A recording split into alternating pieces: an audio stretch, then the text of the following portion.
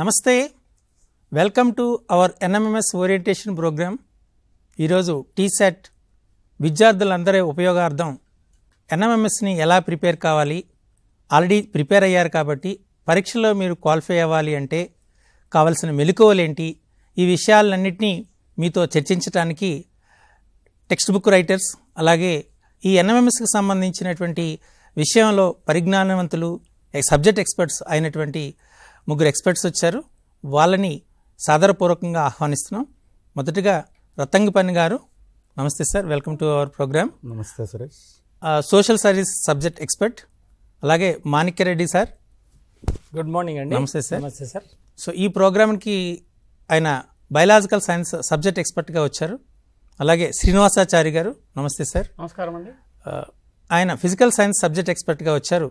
నేను maths and mental ఎబిలిటీలో కావాల్సినటువంటి information అన్నిటిని కూడా మీకు షేర్ చేస్తాను.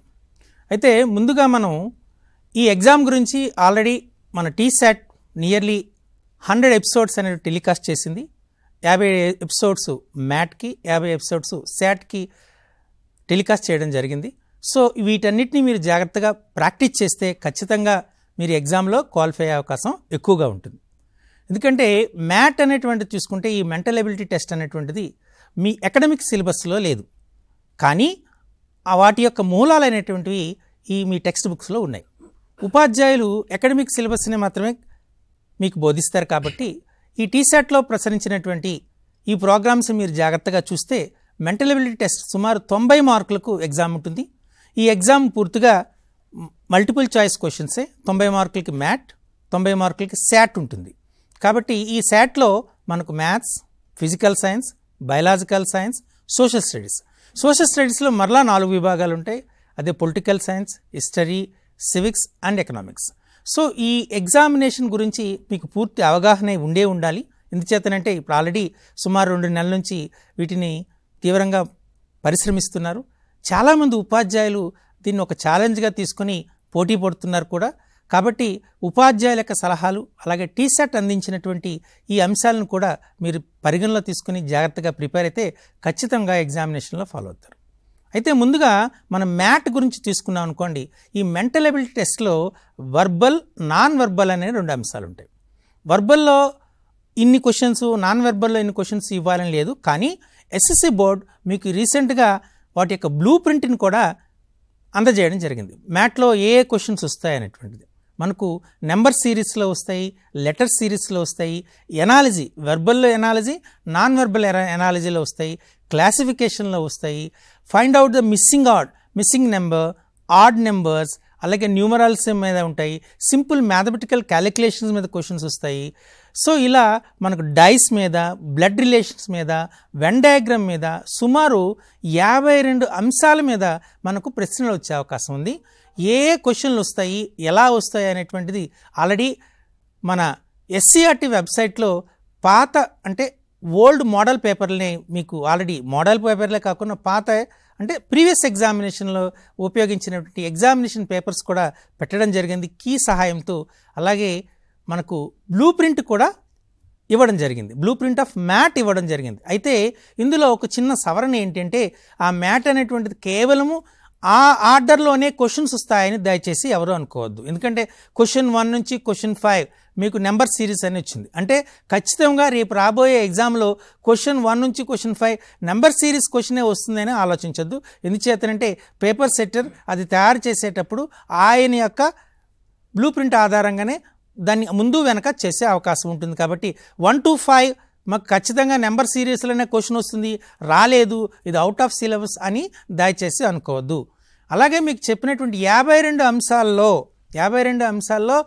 ఏ 20 అంశాలని ఇవ్వచ్చు, 10 అంశాలని ఇవ్వచ్చు, 50 అంశాలని ఇవ్వచ్చు. ఎందుకంటే 90 ప్రశ్నలు ఉన్నాయి కాబట్టి సాధారణంగా ఒక రకమైన అంశం వెన్ డయాగ్రామే తీసుకున్నారనుకోండి, ఆ వెన్ డయాగ్రామ్లో మనకు 5 ప్రశ్నలు వచ్చే అవకాశం ఉంటుంది. అలాగే బ్లడ్ రిలేషన్స్ తీసుకున్నారనుకోండి, 5 ప్రశ్నలు వచ్చే అవకాశం ఉంటుంది. సింపుల్ మ్యాథమెటికల్ క్యాలిక్యులేషన్ తీసుకున్నారనుకోండి, 5 ప్రశ్నలు వచ్చే అవకాశం ఉంది. ఇలా 5 లెక్క తీసుకుంటే 20 అంశాల్లో క్వశ్చన్లు వచ్చే అవకాశం ఉంటుంది. కాబట్టి మీరు ఖచ్చితంగా ఇవే వస్తాయి అనేటువంటి మాత్రం దయచేసి అనుకోవద్దు. ఓకే, సో మనం ఈ మెంటల్ ఎబిలిటీని మనం కంటిన్యూ చేసే ముందుగా మనం సోషల్ స్టడీస్ సబ్జెక్ట్ ఎక్స్పర్ట్ అయినటువంటి రతంగపాణి గారిని అడిగి చూద్దాం. సో ఏ అంశాలు మనం ప్రాక్టీస్ చేయాలి, ఏ అంశాలు ప్రాక్టీస్ చేస్తే మీకు సోషల్ స్టడీస్లో, ఎందుకంటే సుమారు 35 మార్క్స్ అనేటువంటిది సోషల్ స్టడీస్ నుండే వస్తాయి. 90లో 35 మార్క్స్ అండ్ సోషల్ స్టడీస్ వస్తాయి కాబట్టి నియర్లీ 40% అనేది మనకు సోషల్ స్టడీస్ వస్తుంది. కాబట్టి మీకు సోషల్ స్టడీస్లో 40% మార్క్స్ వచ్చాయంటే డెఫినెట్గా మీరు క్వాలిఫై అయ్యే అవకాశం ఎక్కువ ఉంటుంది. కాబట్టి ముందుగా రతంగపాణి సార్, ఏ అంశాలను ప్రాక్టీస్ చేస్తే మన పిల్లలకి ఈ 40 మార్క్స్ అనేటువంటి 35 మార్క్స్ అనేటువంటి వచ్చే అవకాశం ఎక్కువగా ఉంటుంది? ఓకే సురేష్, ముందుగా ఎన్ఎంఎంఎస్ రాసేటువంటి విద్యార్థులందరికీ కూడా ఆల్ ద బెస్ట్. ఎందుకంటే ఇప్పటికే మీరు అందరూ కూడా ప్రిపరేషన్ అన్నటువంటిది ఒక తారాస్థాయికి వచ్చింది. అంటే అందరూ కూడా ఒక కాన్ఫిడెన్స్తోని రేపు 24న జరిగేటువంటి ఎగ్జామ్లో బాగా రాయాలన్నటువంటి ఉత్సాహం ఉంటుంది. మరి రాసే క్రమంలో కొన్ని అంశాలు మీరు దృష్టిలో ఉంచుకున్నట్లయితే డెఫినెట్గా మరి మంచి మార్కులు సాధించడానికి అవకాశం ఉంది. మరి ఎన్ఎంఎంఎస్ ఎగ్జామ్లో సాంఘిక శాస్త్రానికి సంబంధించి 35 మార్కులు ఉంటాయి. మరి 35 మార్కులు అన్నటువంటిది కూడా చాలా కీలకమైనది. ఎందుకంటే మనం క్వాలిఫై కావాలంటే మరి మిగతా సబ్జెక్టులతో పోలిస్తే కొంత చదివితే ఈజీగా స్కోర్ చేయడానికి అవకాశం ఉన్నటువంటి సబ్జెక్టు సాంఘిక శాస్త్రం. కాబట్టి మరి దీన్ని ఫోకస్ చేస్తే మంచి మార్కులు రావడానికి అవకాశం ఉంది. మరి సాంఘిక శాస్త్రంలో మనం చూసినట్లయితే 4 విభాగాలుగా ఉండడం అన్నటువంటిది జరుగుతుంది. మనకి హిస్టరీ, అదేవిధంగా జాగ్రఫీ, పొలిటికల్ సైన్సు, ఎకనామిక్స్. దీంట్లో ప్రధానంగా మనం తీసుకున్నట్లయితే హిస్టరీలో మనకి 10 మార్కులు, అదేవిధంగా జాగ్రఫీలో 10 మార్కులు, అదేవిధంగా పొలిటికల్ సైన్స్లో 10 మార్కులు, ఎకనామిక్స్లో 5 మార్కులు ఉండడం అనేది జరుగుతుంది. మొత్తం 35 మార్కులు ఉన్నాయి. మీరు ఒకసారి క్వశ్చన్ పేపర్ తీసిన తర్వాత మనకి మ్యాట్లో అట్లా ఉండొచ్చు, కానీ మనకి చాట్కి వచ్చేటప్పటికి ఏందవుతుందంటే ఇక్కడ హిస్టరీ ప్రశ్నలు అన్నటువంటివి మనం చూసినట్లయితే 146 నుంచి 155 వరకు మనం గత ఇయర్ జరిగినటువంటి ప్రశ్నపత్రాన్ని గమనించినట్లయితే మనకి 146 నుంచి 155 వరకు 10 ప్రశ్నలకు సంబంధించి హిస్టరీకి సంబంధించి ఉంటాయి. అంటే ఒక మైండ్ సెట్ కూడా మనం ఏం పెట్టుకోవాలంటే ఆ ప్రశ్నలు చూసిన వెంటనే నేను ఈ ప్రశ్నలు చేస్తున్నా అంటే ఇవి హిస్టరీకి సంబంధించిన ప్రశ్నలు. అంటే దీనివల్ల ఒక ఉపయోగం ఏముందంటే హిస్టరీకి సంబంధించిన ప్రశ్నలు ఎప్పుడైతే మీరు కాన్సన్ట్రేట్ చేసినారో ఆటోమేటిక్గా మిగతా అంశాలు అవి గుర్తుకు రాకుండా కేవలం హిస్టరీకి మాత్రమే మీకు ఈజీగా గుర్తుపెట్టుకోవడానికి అవకాశాలు ఉంటాయి. అదేవిధంగా జాగ్రఫీకి వస్తే 156 నుంచి 165కి క్వశ్చన్స్ ఉన్నాయి, 10 క్వశ్చన్స్. అదేవిధంగా పొలిటికల్ సైన్స్ తీసుకున్నట్లయితే 166 నుంచి 175 వరకు 10 ప్రశ్నలు పొలిటికల్ సైన్స్ ఉంటాయి. మరి 176 నుంచి 180 వరకు మనకి ఎకనామిక్స్ సంబంధించినటువంటి 5 ప్రశ్నలు ఉంటాయి. మరి ప్రధానంగా మనం చూసినట్టయితే ప్రశ్న యొక్క స్వభావం మరి ఏ రకంగా ఉంది అని ఒకసారి గమనించినట్లయితే సాధ్యమైనంత వరకు మనకు తెలుసు ప్రశ్నలన్నీ కూడా మరి మల్టిపుల్ చాయిస్ ప్రశ్నలే ఉంటాయి. కాబట్టి మరి మల్టిపుల్ చాయిస్ అన్నప్పుడు మరి చాలామంది ఏమనుకుంటారంటే చాలా ఈజీగానే అని అనుకుంటారు. అలా కాదు. ముఖ్యంగా సోషల్ స్టడీస్కి వచ్చేటప్పటికి ఏమవుతుందంటే మనం ఏదైతే 7వ తరగతి 8వ తరగతిలో మనం సిలబస్ అనుకుంటున్నామో దీంట్లో ప్రధానంగా పిల్లలు బాగా గుర్తుపెట్టుకోవాల్సిన అంశం ఏంటంటే 7వ తరగతిలో అన్ని పాఠాల నుంచి కూడా ప్రశ్నలు రావడం అన్నటువంటిది జరుగుతుంది. 8కి వచ్చేటప్పటికి మనకి ఏమవుతుందంటే నవంబర్ సిలబస్ వరకు మరి దీంట్లో ప్రశ్నలు రావడానికి అవకాశం ఉంది. కాబట్టి మీరు 8th క్లాస్లో దాదాపు 60% మార్క్స్ మనం స్కోర్ చేయడానికి అవకాశం ఉంది. ఎందుకంటే మీరందరూ కూడా ఇప్పుడు ప్రస్తుతం 8th క్లాసెస్ అవుతున్నారు. కాబట్టి మరి తరగతి గదిలో బాగా వింటే దాదాపు 60% మార్కులు మీరు స్కోర్ చేయడానికి మనకి ఇక్కడ అవకాశం ఉంది. మిగతా రిమైనింగ్ అప్రాక్సిమేట్లీ 40% మార్కులు మనకి 7th క్లాస్ నుంచి రావడానికి అవకాశం ఉంది. మరి ప్రధానంగా మనం చూసినట్లయితే ప్రశ్నల యొక్క స్వభావం ప్రశ్నపత్రంలో ఎలా ఉంటుందంటే మనం చూసినట్టయితే కాన్సెప్చువల్ బేస్డే మనకి ప్రశ్నలు ఎక్కువ అడగడం అన్నటువంటిది జరుగుతుంది. దాంట్లో ప్రధానంగా ఏంటంటే మనకి కరెక్ట్ మ్యాచింగ్ అన్నటువంటిది ఒక రకమైనటువంటి ప్రశ్న అడగవచ్చు. లేదంటే మనం చూసినట్టయితే రాంగ్లీ మ్యాచ్డ్ పేర్స్ అని కూడా అడగడానికి అవకాశం ఉంది. ఇట్ ఈజ్ నాట్ అన్నటువంటిది ఒకటి అడగడానికి అవకాశం ఉంది. ఇట్ ఈజ్ ట్రూ అన్నటువంటి ట్రూ స్టేట్మెంట్ అన్నటువంటిది అడగడానికి అవకాశం ఎక్కువగా ఉంది. అట్లాగే మనం చూసినట్లయితే జనరల్గా మనకి కాన్సెప్ట్ బేస్డ్ ప్రశ్నలు కొన్ని అడగడానికి అవకాశం ఉంది, కొన్ని డెఫినేషన్స్ అడగడానికి ఉంది, కొన్ని ఏమో వ్యక్తుల యొక్క స్టేట్మెంట్స్ అడగడానికి అవకాశం ఉంది. కాబట్టి మీరు ప్రధానంగా మనం ప్రిపేర్ అయ్యేటప్పుడు కూడా ఎలాంటి ప్రశ్నలు ఇచ్చినప్పుడు మరి ఏ రకంగా మనం ఆలోచన చేయాలన్నటువంటిది కూడా దృష్టిలో ఉంచుకొని మనం ప్రిపేర్ కావాల్సినటువంటి అవసరం ఉంది. ముఖ్యంగా నేను గత ప్రశ్నపత్రాలు పరిశీలన చేసినప్పుడు ప్రధానంగా మనకేం కనిపించినాయంటే ముఖ్యంగా మనకి పర్సన్స్ అన్నటువంటివి కొన్ని ప్రశ్నలు కనిపించడం జరిగింది. అంటే ఏమి మనకి ఇప్పుడున్నటువంటి సిలబస్లో మనం చూసినట్టయితే సాధ్యమైనంత వరకు మనకేందంటే ఈ యొక్క చట్టం న్యాయం సన్నివేశంలో ఈ యొక్క స్టేషన్ హౌస్ ఆఫీసర్ అని, అట్లాగే సాంఘిక మత సంస్కరణోద్యమాల్లో మనం చూసినట్టయితే డాక్టర్ బిఆర్ అంబేద్కర్ కావచ్చు, సావిత్రిబాయి పూలే కావచ్చు, అదేవిధంగా జ్యోతిబా పూలే కావచ్చు, అదేవిధంగా మనం చూసినట్టయితే భాగ్యరెడ్డి వర్మ కావచ్చు, వీళ్ళందరు వ్యక్తులు చాలామంది ఉన్నారు. ఈ యొక్క సంస్కరణలు ఒక 7-8 మంది ఉన్నారు. కాబట్టి వాళ్ళు ఏ దానిల కొరకు కృషి చేసినారు అన్నటువంటిది కూడా ఇక్కడ అడగడానికి అవకాశం ఉంది. కాబట్టి మనం పర్సన్స్, అదేవిధంగా వాళ్ళు ఇచ్చినటువంటి స్టేట్మెంట్స్ కావచ్చు, అదేవిధంగా ఇయర్స్ కావచ్చు, అదేవిధంగా మరి ప్రదేశాలు ప్లేసెస్ కావచ్చు, అదేవిధంగా బిలాంగ్స్ టు లైక్ సెక్టార్సు, అదేవిధంగా మనం చూసినట్టయితే ఆర్ట్ ఫామ్స్ అన్నప్పుడు మనకి యొక్క కూచిపూడి కావచ్చు, అదేవిధంగా మనం చూసినట్టయితే గుస్సాడి కావచ్చు, తెలంగాణకు సంబంధించినవి. ఈ ఆర్ట్ ఫామ్స్కి సంబంధించినటువంటి ప్రశ్నలు కూడా మనకు అడగడానికి అవకాశం ఉంది. అదేవిధంగా టర్మ్ అంటే ఇక్కడ ఇన్ని సంవత్సరాలు, ఇప్పుడు ఉదాహరణకు తీసుకున్నట్లయితే మనకి ఎమ్మెల్యే ఈ యొక్క ఏది టర్మ్ అడగవచ్చు, ఎంపీల యొక్క టర్మ్ అడగడానికి అవకాశం ఉంది, రాష్ట్రపతి టర్మ్ ఎంత, ఈ టర్మ్స్ అన్నటువంటిది కూడా, అదేవిధంగా సర్పంచ్ పదవీ కాలం ఎంత, అదేవిధంగా జెడ్పీటీసీ ఎంపీటీసీలు టర్మ్ అన్నటువంటిది ఒకటి. అట్లాగే హిస్టారికల్ ఫ్యాక్ట్కి సంబంధించినటువంటి ప్రశ్నలు కూడా మనకు ఎక్కువగా అవకాశం ఉంది. మరి దీనికి సంబంధించి కూడా మనం ఒక్కొక్కటి ఏ రకంగా చూసినటువంటిది చూద్దాం. ఓకే, సో మనం ముందుగా ఈ సోషల్ స్టడీస్ మీద అడిగే 4 విభాగాల్లో అడిగే ప్రశ్నలన్నింటినీ చర్చించుకునే ముందు మరికొన్ని అంశాలు మిగతా సబ్జెక్ట్స్లో కూడా చర్చ చేసి తర్వాత మరలా తిరిగి సోషల్ స్టడీస్కి వద్దాం. ముందుగా మనము మన రతంగపాన్ గారు చెప్పేటట్టు ఈ నెంబర్ అయితే ఫిక్స్గా ఉంటుంది. ఫస్ట్ మనకు శాట్ అనేది ఫిజికల్ సైన్స్తో స్టార్ట్ అవుతుంది. క్వశ్చన్ అనేది ఫిజికల్ సైన్స్తో స్టార్ట్ చేస్తారు. ఆ తర్వాత కెమిస్ట్రీ, తర్వాత మ్యాథమెటిక్స్, తర్వాత బయాలజికల్ సైన్స్, సోషల్ స్టడీస్, ఇది ఆర్డర్ ఉంటుంది. ఏ నెంబర్ అయితే మనకు ఆల్రెడీ ప్రీవియస్ పేపర్స్లో ఇచ్చారో అదే నెంబర్తో ఉంటుంది ఎగ్జామినేషన్లో. సో కాబట్టి మీరు ఏం కన్ఫ్యూజ్ అవసరం లేదు. సార్ అక్కడ మంచి సలహా ఇచ్చారు. మీకు హిస్టరీ అనేటువంటిది ఫిక్స్డ్ ఉంటుంది కాబట్టి 141 146 to 155 అంటే 10 ప్రశ్నలు. చూడగానే మీకు హిస్టరీకి సంబంధించిన ప్రశ్నలు అనేటువంటిది మీరు సులభంగా గుర్తించవచ్చు. ఏ ఏరియాలో ఇచ్చారనేటువంటిది మీరు కన్ఫ్యూజ్ కావాల్సిన పని లేదు. ఇది మీకు చాలా ఉపయోగకరమైనటువంటి. అదే మ్యాట్లో అనుకోండి మారిపోతుంది. ఆ మ్యాట్ అంటే నెంబర్ ఫిక్స్డ్గా ఉండదు, కానీ మొత్తం 90 ప్రశ్నలు ఉంటాయి. ఫర్ ఎగ్జాంపుల్ ఇప్పుడు మ్యాథమెటిక్స్ అయితే తీసుకుందాం. మ్యాథమెటిక్స్లో మనకు ఎస్పెషల్లీ 5 ఏరియాలు ఉన్నాయి. అదేంటి అంటే arithmetics, algebra, geometry, mensuration, data interpretation. ఇందులో మనకు ఎక్కువగా వచ్చేటటువంటిది అర్థమెటిక్స్లో క్వశ్చన్లు ఎక్కువగా వస్తాయి. ఎందుకంటే సులభంగా మీరు ముందు తరగతుల్లో చేసే అవకాశం ఉంటుంది. కాలము పని లేదా కాలము దూరము ఇలాంటివి వచ్చే అవకాశం ఉంటుంది.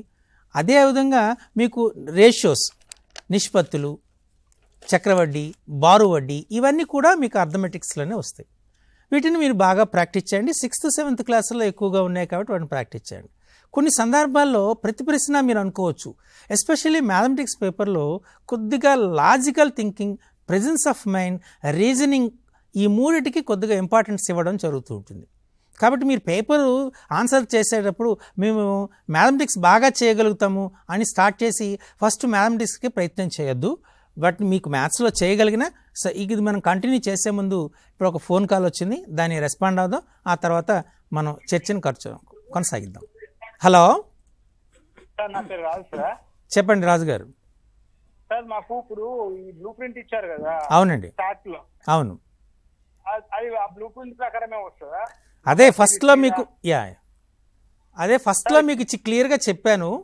బ్లూ ప్రింట్లో ఏదైతే ఆర్డర్ ఉందో అదే ఆర్డర్లో వస్తుంది అనేది నిజం కాదు, అది వాస్తవం కాదు. అంటే ఒక పేపర్ యొక్క బ్లూ ప్రింట్ ఇచ్చారు, అది మీకు సిలబస్ కాదు. సిలబస్ వేరు, బ్లూ ప్రింట్ వేరు. ఒక పేపర్ని తీసుకొని ఆ పేపర్లో వచ్చిన క్వశ్చన్ల అనాలిసిస్ ఇచ్చారు. 1 to 5 ఏ ఏరియా వచ్చింది, 6 to 10 ఏ ఏరియా వచ్చిందని. మనకు 52 అంశాలు ఉన్నాయి మ్యాట్లో. ఈ 52 అంశాల్లో ఏ 10 అని ఇవ్వచ్చు, ఏ 20 అంశాలని ఇవ్వచ్చు. సార్ ఇక్కడ బ్లూ ప్రింట్ లో 1 to 5 కి 5 క్వశ్చన్స్, 6 to 10 5, 11 to 15 5 అని ఇచ్చారు కదా. అవునండి, అవును. మరి అదే ఆర్డర్ లో ఇస్తారా ఈసారి? అలా ఉండదు. అదే ఆర్డర్లో అంటే ఆ 1 to 5, 6 to 10 అదే ఆర్డర్ ఉంటుంది తప్ప అంశం మారుతుంది. 1 to 5 నెంబర్ సిరీస్ ఇచ్చినప్పుడు ఖచ్చితంగా రేపు రాబోయే ఎగ్జామ్లో నెంబర్ సిరీస్ వస్తుంది ఇవ్వాలనే లేదు. అది మేబీ వెన్ డయాగ్రామ్ అవ్వచ్చు, ఎనాలజీ అవ్వచ్చు, క్లాసిఫికేషన్ అవ్వచ్చు, లేకపోతే డైస్ అవ్వచ్చు, బ్లడ్ రిలేషన్ అవ్వచ్చు, ఇది ఏదైనా అవ్వచ్చు. కానీ 1 to 5 అనేది ఒక కేటగిరీకి చెందినటువంటి క్వశ్చన్లు మాత్రం వస్తాయి అందులో. అలా అంటే సార్ ఇప్పుడు మీరు ఇచ్చింది బ్లూ ప్రింట్ ఉంది కదా అని నేను అంటున్నా. ఇది అవును. అంటే బ్లూ ప్రింట్ అంటే ఒక ప్రీవియస్ ఎగ్జామ్ కానీ రాబోతున్న ఎగ్జామ్ కానీ లో ఎలా క్వశ్చన్లు ఇస్తారు అనే అంశం మాత్రం మెన్షన్ చేశారండి. చాలా మందికి సిలబస్కి బ్లూ ప్రింట్కి తేడా గమనించాలి, అది గమనించటం లేదు. అలా అంటే ఇది మీరు బ్లూ ప్రింట్ అని ఇచ్చారు కదా సార్. అవునండి, బ్లూ ప్రింట్ అంటే ఒక పేపర్లో ఇచ్చిన క్వశ్చన్లకి అనాలిసిస్ అండి. అది పేపర్ సెట్టర్కి ఒక బ్లూ ప్రింట్ ప్రకారమే అది పేపర్ సెట్టర్ పేపర్ తయారు చేయడం అన్నటువంటిది జరుగుతుంది. అదండి, ఆ బ్లూ ప్రింట్ అన్నటువంటిది సిలబస్ ఆధారంగా మనం డిజైన్ చేసుకుంటాం యాజ్ ఏ పేపర్ సెట్టర్గా. సో కాబట్టి రేపు ఎగ్జామ్లో అదే వస్తుందని అనుకోవద్దు, కానీ ఈ క్వశ్చన్ ఈ మోడల్లోనే వస్తాయి క్వశ్చన్స్.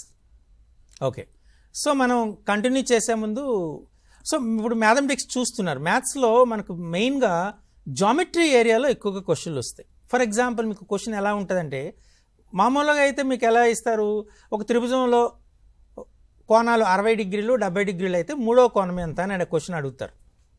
సులభంగా చేసేస్తారు, ఎందుకంటే 3 కోణాలు మొత్తం 180 కాబట్టి 60 70 కలిపితే 130 కాబట్టి మిగతా కోణం 50 అని చెప్పేస్తారు. కానీ ఎగ్జామ్లో ఈ కైండ్ ఆఫ్ కాంపిటేటివ్ ఎగ్జామినేషన్ కాబట్టి దీనిలో కొద్దిగా మెలిక ఉంటుంది, ట్విస్ట్ ఉంటుంది. ఏంటి ఎలా అని, ఒక లంబకోణ త్రిభుజంలో భుజాలు పూర్ణ సంఖ్యలు, వాటి యొక్క చుట్టుకొలత పెరిమీటర్ అనేటువంటి 12 అయితే దాని వైశాల్యం ఎంత అని అంటారు. ఇలా అనగానే అక్కడ ఏం చేస్తాం మీకు ఆలోచన రావాలి, అంటే చుట్టుకొలత ఇచ్చాడు కదా వైశాల్యం ఎలా చేయాలి, అక్కడ ఇచ్చింది ఏంటి, లంబకోణ త్రిభుజంలో 3 భుజాలు పూర్ణ సంఖ్యలు అన్నాడు. అంటే అక్కడ మనం ఖచ్చితంగా ఒక పైథాగరన్ ట్రిప్లెట్ ఆలోచించాలి. ఆ పైథాగరన్ ట్రిప్లెట్ ఏమవుతుంది, 3 4 5, 3 + 4 + 5 is 12. అంటే ఖచ్చితంగా ఆ త్రిభుజం యొక్క కొలతలు 3 4 5 అవుతాయి. అంటే 5 అనేటువంటి ఏమవుతుంది మనకు హైపోటెనస్ అవుతుంది, కర్ణం అవుతుంది. 3 4 ఏమవుతాయి, భుజాలు, లంబ భుజాలు అవుతాయి. కాబట్టి వైశాల్యం అంటే ఏమవుతుంది, ఆఫ్ భూమి ఇంటూ ఎత్తు. భూమి 3 కానీ 4 కానీ అవ్వచ్చు, అప్పుడు ఎత్తు ఎంత అవుతుంది, 4 అవుతుంది. అంటే ఆఫ్ 3 × 4 12/2 అంటే 6 అవుతుంది, 6 చదరపు యూనిట్లు అవుతుంది. ఇలా క్వశ్చన్ వస్తుంది. సో మనం కంటిన్యూ చేసే ముందు ఇప్పుడు మరొక ఫోన్ కాల్ వచ్చింది, దాన్ని రెస్పాండ్ అయ్యి చూద్దాం. Hello sir, good morning sir. Good morning అండి, నేను కొత్తగూడెం నుంచి మాట్లాడుతున్నాను సార్. చెప్పండి సార్, ఇప్పుడు మ్యాట్లో సాట్లో రెండిట్లో క్వాలిఫై కావాలి సార్ పిల్లలు? రెండిట్లోనూ క్వాలిఫై అవ్వాలండి, రెండిట్లు కంపల్సరీ, ఖచ్చితంగా క్వాలిఫై కావాలి. Okay, thank you sir. అదే డౌట్ సార్. ఓకే. సో కాబట్టి మనకి ఇప్పుడు చూసారా క్వశ్చన్, ఇప్పుడు మనం మ్యాథ్స్లో క్వశ్చన్ తీసుకున్నాం. అలా కాకుండా ఇప్పుడు కసాగు గసాబా తీసుకున్నాం. ఇచ్చిన సంఖ్యలకు కసాగు కనుక్కోండి, లేదా ఇచ్చిన సంఖ్యలకు గసాబు కనుక్కోండి అని అడగచ్చు. అది ఏంట్లో ఎగ్జామ్, మన స్కూల్ ఎగ్జామినేషన్లో అడుగుతారు. అదే కాంపిటేటివ్ ఎగ్జామినేషన్లో ఎలా అవుతాడు, if X is a factor of Y then what is the LCM of X and Y అని అంటారు. చూసారా, ఇక్కడ చూసారు ఇప్పుడు, అంటే ఫ్యాక్టర్స్ అంటే మనకు ఆ 2 నెంబర్ల మధ్య ఉన్న రిలేషన్ తెలియాలి, ఫ్యాక్టర్ అంటే ఏంటో తెలియాలి, ఫ్యాక్టర్స్కి ఎల్సిఎంకి మధ్య సంబంధం తెలియాలి. ఫర్ ఎగ్జాంపుల్ మీరు 4 12 తీసుకున్నారనుకోండి, 4 12 తీసుకుంటే 4 12 యొక్క ఎల్సిఎం ఏమవుతుంది చెప్పండి, 4 అంటే 2 × 2, 12 అంటే 2 × 2 × 3 అంటే 4 అవుతుంది. అక్కడ మనం తీసుకుంటే 4 అనేటువంటిది జీసీడీ అవుతుంది, 12 అనేది ఎల్సిఎం అవుతుంది. అంటే X is a factor of Y అంటే ఇక్కడ మనకు వై అనేది ఎల్సిఎం అవుతుంది, 4 అనేది జీసీడీ. చూసారా, ఇలా presence of mind, logical thinking, ఇవన్నీ కూడా మ్యాథమెటిక్స్ ఎగ్జామ్లో టెస్ట్ చేస్తారు.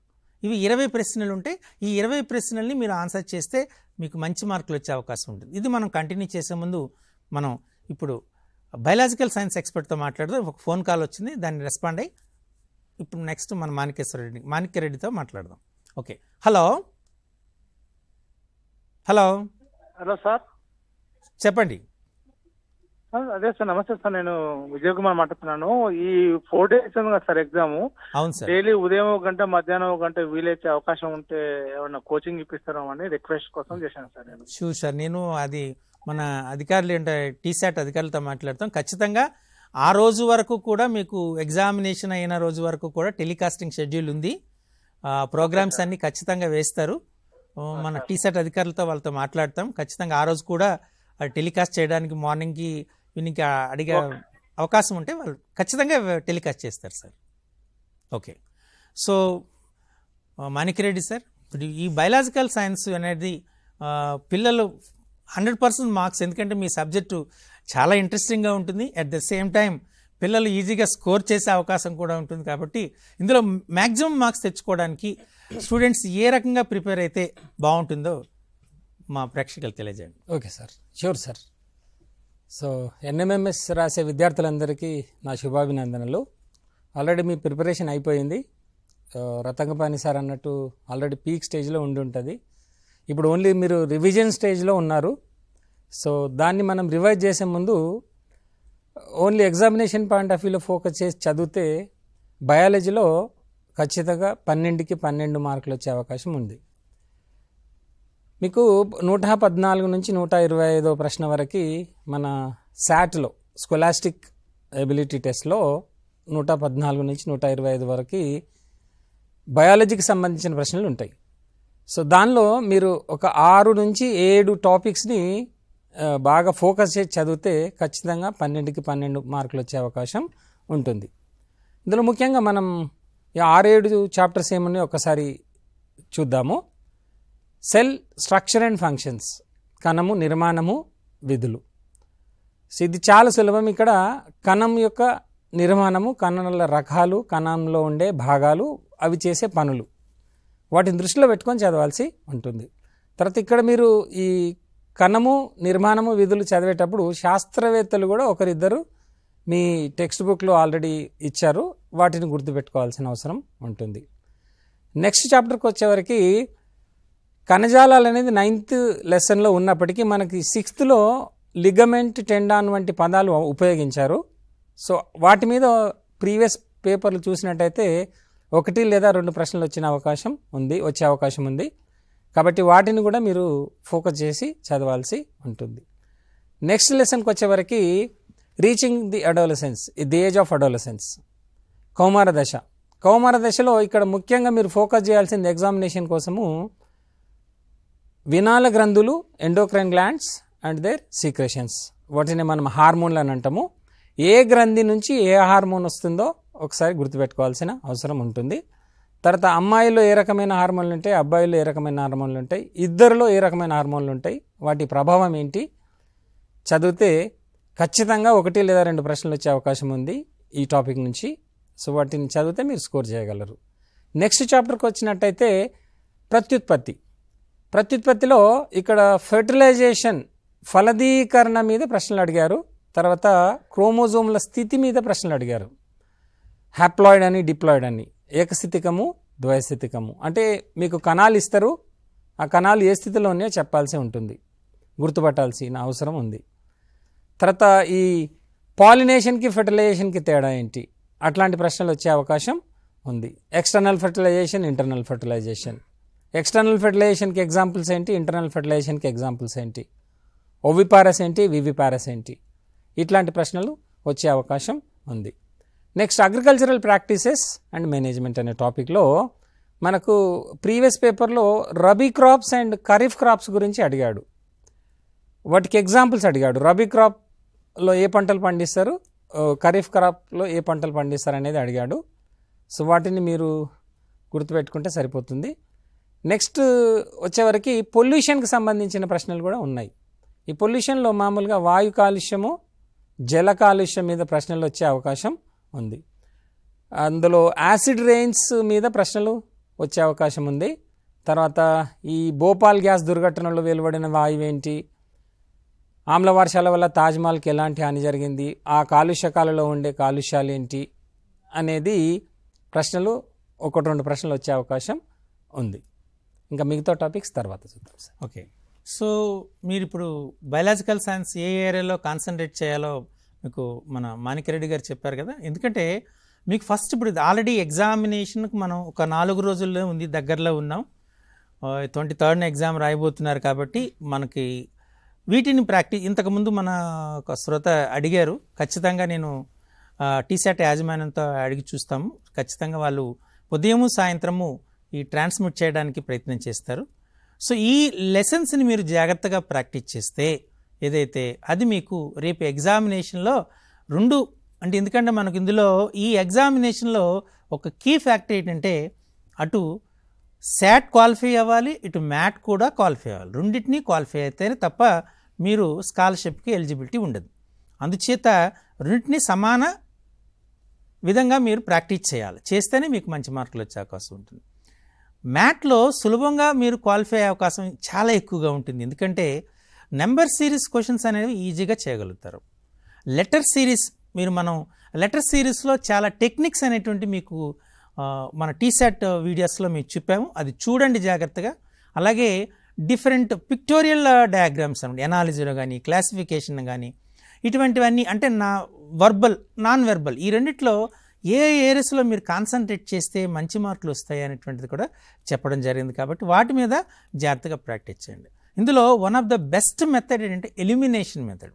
ఇప్పుడు క్వశ్చన్ రాలేదు అనుకోండి, చేసేటప్పుడు 4 ఆప్షన్లను చూడండి. 4 ఆప్షన్లలో 2 ఆప్షన్లు కాస్త దరిదాపుగా సమాధానానికి దగ్గరగా ఉంటాయి, మిగతా 2 జనరల్గా సమాధానానికి దూరంగా ఉంటాయి. కాబట్టి ఏవైతే సమాధానానికి దూరంగా ఉంటాయో వాటిని ఎలిమినేట్ చేసి సమాధానానికి దగ్గరగా ఉన్న వాటిపైన ఆలోచించండి. అలా ఆలోచిస్తే మీకు ఖచ్చితమైన సమాధానం కనుక్కునే అవకాశాలు ఎక్కువగా ఉంటాయి. ఒక సుమారు 60 to 70% ఉంటుంది. సో ఇలా ఎలిమినేషన్ మెథడ్ను వాడి దాన్ని మార్కు చేయండి. ఇంకొక ముఖ్య గమనిక ఏంటంటే ఈ ఎగ్జామ్లో నెగిటివ్ మార్కింగ్ లేదు. ఎప్పుడైతే నెగిటివ్ మార్కింగ్ లేదో ఖచ్చితంగా మీరు ఏం చేస్తారంటే ప్రశ్న మీకు వచ్చిందనుకోండి, ఆన్సర్ సరైన సమాధానం చూపించాలి. ఒకవేళ రాలేదనుకోండి విడిచిపెట్టవద్దు. ఏదో ఎలిమినేషన్ మెథడ్ కానీ ఇంకొకటి మీ అంచనా వేయడం కానీ చేసి ఫైనల్గా అన్ని ప్రశ్నలకు 180 ప్రశ్నలకు ఆన్సర్ చేయండి. అలా చేస్తే మీకు మార్క్స్ ఎక్కువ వచ్చే అవకాశం ఉంటుంది. అరే ఈ ప్రశ్న నాకు రాలేదు కదా అని విడిచిపెట్టేవద్దు. సో దానికి సంబంధించిన ఆన్సర్ని చేయడం ప్రయత్నించండి. సో ఇంకా ఇలాంటివి డిస్కస్ చేసే ముందు మనం ఈరోజు మనకు ఫిజికల్ సైన్స్ ఎక్స్పర్ట్గా వచ్చినటువంటి మన శ్రీనివాసాచారి గారిని ఆహ్వానిస్తున్నాం. సార్, ఈ ఫిజికల్ సైన్స్ ఎస్పెషల్లీ పిల్లలు ఫిజికల్ సైన్స్ అనగానే కొద్దిగా భయపడుతూ ఉంటారు, కానీ చాలా ఇంట్రెస్టింగ్ సబ్జెక్ట్ ఏంటంటే ఫిజికల్ సైన్స్. ఎందుకంటే నిత్యం మన జీవితంలో ఒక పార్ట్ అయినటువంటిది physical science and biological science. కాబట్టి అది ఉపాధ్యాయుడు కొద్దిగా దాని మీద కాన్సన్ట్రేట్ చేస్తే ఖచ్చితంగా పిల్లలు ఫిజికల్ సైన్స్ని బాగా ఎంజాయ్ చేస్తారు. సో కాబట్టి పిల్లలు ఫిజికల్ సైన్స్లో మ్యాక్సిమం మార్క్స్ రావాలంటే ఏ ఏరియాస్లో ప్రాక్టీస్ చేయాలో దయచేసి వివరించండి. Okay sir, definitely. వాస్తవంగా మరి విద్యార్థులు ఆలోచించినంత విధంగా అంటే అది హార్డ్ అనేటువంటి ఒక కాన్సెప్ట్ ఏదైతే ఉందో ఫస్ట్ దాన్ని తీసి పక్కకు పెట్టేసేయండి. అసలు నిత్య నూతనమైనటువంటిది మన రోజువారీ డైలీ లైఫ్ లోపల ఎన్నో చూస్తూ ఉంటాం. అలాంటివన్నీ కూడా మనకు ఆ ఫిజికల్ సైన్స్ లోపల తరగతి గది లోపల మీ ఉపాధ్యాయులు మీతో చర్చించి ఉంటారు. వాటిని గుర్తు చేసుకుంటే చాలు, మనకి ఈ ఎన్ఎంఎంఎస్లో జరిగేటువంటి వాటి లోపల మనకు ఆన్సర్ చేయగలుగుతాం. ఎందుకంటే మీకు ఈ ఫిజికల్ సైన్స్ వచ్చినప్పుడు ఈ ఫిజికల్ సైన్స్ పరంగా మనకి 2 భాగాలైనటువంటి క్వశ్చన్లు ఉంటాయి. ఒకటేమో ఫిజిక్స్, రెండవది కెమిస్ట్రీకి సంబంధించి. ఈ ఫిజిక్స్ అనేటువంటిది కెమిస్ట్రీ అనేటువంటి టెక్స్ట్ బుక్లో ఎక్కడ కూడా సపరేట్గా లేదు. మనకి అన్ని వరుసగా ఒక 12 లెసన్స్ 8th క్లాస్లో ఉన్నాయి. వీటితో పాటు 6th, 7th క్లాసెస్ లోపల కూడా మనకి సైన్స్కి సంబంధించినటువంటి టాపిక్స్ తీసుకోవడం జరుగుతుంది. అందులో ప్రధానంగా ఈ 8th క్లాస్లో ఉన్నటువంటి వాటికి ఏవైతే లింక్ చాప్టర్స్ ఉంటాయో వాటి మీద కొద్దిగా బాగా ఎక్కువ ఫోకస్ చేయాల్సినటువంటి అవసరం ఉంది. ఎందుకంటే 6th క్లాస్లో ఒక 8 చాప్టర్స్, 7th క్లాస్లో ఒక 7 చాప్టర్స్ మనకు ఫిజికల్ సైన్స్కి సంబంధించి ఉన్నాయి. అందులో మళ్ళీ క్లాసిఫై చేస్తే ఫిజిక్స్కి ఒక 2-3 లెసన్స్ ఉంటాయి, కెమిస్ట్రీ పరంగా ఒక 2-3 లెసన్స్ ఉంటాయి. సో ఓవరాల్గా 7th class lessons and 8th క్లాస్లో ఉన్నటువంటి లెసన్స్ను దృష్టిలో పెట్టుకొని మనం ముందుకు వెళ్ళాల్సినటువంటి అవసరం ఉంది. మొట్టమొదటిగా అసలు ఫిజిక్స్ నుంచి ఎన్ని ప్రశ్నలు వస్తాయి, కెమిస్ట్రీ నుంచి ఎన్ని ప్రశ్నలు వస్తాయి అనేటువంటి దాని గురించి మనం డిస్కస్ చేద్దాం సార్. ఇక్కడ ఫిజికల్ సైన్స్లో మనకు తీసుకున్నట్టయితే ఫస్ట్ శాట్ లోపల మొట్టమొదటి క్వశ్చన్లు వచ్చేటువంటి ఫిజికల్ సైన్స్ నుంచే, దట్ ఫిజిక్స్ నుంచి. ఫిజిక్స్ భాగంగా అంటే భౌతిక శాస్త్రంలో భాగంగా 91 నుంచి 103 102 వరకు 12 క్వశ్చన్స్ వస్తాయి ఇందులో. అదేవిధంగా కెమిస్ట్రీ పరంగా రసాయన శాస్త్రానికి సంబంధించి 103 నుంచి మరి మనకి ఇక్కడ 113 వరకు 11 క్వశ్చన్స్, మొత్తం 23 క్వశ్చన్స్ మనకి ఫిజికల్ సైన్స్ నుంచి రావడం జరుగుతుంది. అంటే ఓవరాల్గా సైన్స్కి 23 ప్లస్ బయాలజికల్ సైన్స్లో 12 క్వశ్చన్స్, మొత్తం 35 క్వశ్చన్స్ మనకి రావడం జరుగుతుంది సార్. సో ఆ సైన్స్ మీద కొద్దిగా ఫోకస్ చేసినట్టయితే 35కి 35 ఈజీగా గెయిన్ చేయొచ్చు. ఇక్కడ మీకు ఇంకొక సలహా ఏంటంటే, కెమిస్ట్రీకి సంబంధించి మనకు చాలా తక్కువ చాప్టర్లు ఉన్నాయి, 11 ప్రశ్నలు అందులో నుంచి ఖచ్చితంగా వస్తాయి. కాబట్టి ప్రతి ఒక్క విద్యార్థులు కూడా ఈ 11టిని సులభంగా, మనకు 8th క్లాస్లో తీసుకున్నట్టయితే ఓన్లీ 4 యూనిట్సే ఉన్నాయి, 4 to 5 యూనిట్స్ మాత్రమే కెమిస్ట్రీకి సంబంధించి ఉన్నాయి. కాబట్టి ఆ 4 to 5 యూనిట్స్ మనం కొద్దిగా ఫోకస్ చేసినట్టయితే, అంటే 4 to 5 యూనిట్స్లో నుంచి ఇవి కాకుండా మనకు 7th క్లాస్లో కూడా యాసిడ్స్ అండ్ బేసెస్, ఆమ్లాలు క్షారాలు అనేటువంటివి, మెటీరియల్ అనేటువంటివి, అంటే పదార్థాలకు సంబంధించి సపరేషన్ టెక్నిక్స్, ఇలాంటివన్నీ కూడా మనకు 6th 7th లోపల ఉన్నాయి. ఇవన్నీ కూడా మనకి రసాయన శాస్త్రానికి సంబంధించినటువంటి పాఠాలు. కాబట్టి వాటి మీద మనం ఫోకస్ చేసినట్టయితే సులభంగా 11కి 11 మార్కులు మనం సాధించేటువంటి అవకాశం ఉంది. ఇక భౌతిక శాస్త్రానికి వచ్చినట్టయితే, మనకి భౌతిక శాస్త్రంలో ముఖ్యంగా ఏ ప్రశ్నాపత్రాన్ని పరిశీలించినా కానీ లైట్ అంటే కాంతికి సంబంధించినటువంటి పరావర్తన నియమాలు, అంటే రిఫ్లెక్షన్, లాస్ ఆఫ్ రిఫ్లెక్షన్ అనే ఏరియా మీద ఫోకస్ చేసి కనీసం అట్లీస్ట్ వన్ క్వశ్చన్, ఒక ప్రశ్న ఖచ్చితంగా ఉన్నటువంటి సందర్భాలు ఉన్నాయి. ఇంకా కొన్ని సందర్భాల్లో ఒక 3-4 ఇయర్స్ క్వశ్చన్ పేపర్స్ కనుక మనం పరిశీలించినట్టయితే వాటిలో కొన్నిట్లలో 2 ప్రశ్నలు కూడా ఉన్నాయి. అంటే 12లో 2 ప్రశ్నలు ఆ ఏరియాస్ నుంచి రావడం జరుగుతుంది. ఇక్కడ ఏంటంటే విద్యార్థులు ఇచ్చినటువంటి అంశం ఏంటి, మనం దేనికి ఆన్సర్ చేయాలనేది ఇంపార్టెంట్. ఫిజికల్ సైన్స్లో సమాధానాలు సరిగ్గా చేయలేకపోవడానికి కారణం, వాళ్ళు హార్డ్ అని ఫీల్ కావడానికి కారణం ఒకటే ఒక అంశం సార్, క్వశ్చన్ని అర్థం చేసుకోకపోవడం.